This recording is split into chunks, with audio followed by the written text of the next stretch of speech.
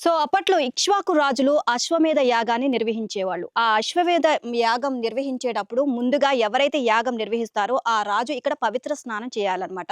ఇదే ఇక్కడ Holi bath tub అన్నమాట. ఈ గుండంలో స్నానం చేసిన తర్వాత మనకి రాజు యజ్ఞం చేయడానికి వెళ్తారు. సో ఇది చూసినట్లయితే గనక ఇక్కడ మనకి అక్కడ మీకు చిన్న హోల్ కనిపిస్తుందా కదా! ఆ హోల్‌లో నుంచి మనకి ఈ గుండంలోకి వాటర్ వస్తాయన్నమాట. ఇది ఒక గ్రావిటీ ఫోర్స్ లాగా మనకి వాటర్ రావడం జరుగుతుంది. అయితే ఎప్పుడైతే రాజు ఇందులో స్నానం చేస్తారో, సో, ఆ రాజు పవిత్రమవుతాడు. అలాగే ఆ రాజుతో పాటు వాటర్ గూడా పవిత్రమైపోతుంది. సో, మరి ఈ జలాన్ని మనం ఎక్కడా కూడా డ్రైన్‌లో అట్లా వేయలేం. సో, దీనికి ఆ పవిత్ర జలాన్ని మళ్ళీ ఎవాపరేట్ అయిపోయేలాగా చేస్తారనమాట. దానికి నేచురల్ పద్ధతిలో అది ఎవాపరేట్ అయిపోతుంది. అంటే ప్రకృతిలో కలిసిపోయే విధంగా ఇక్కడ ఏర్పాటు చేయడం జరిగిందనమాట.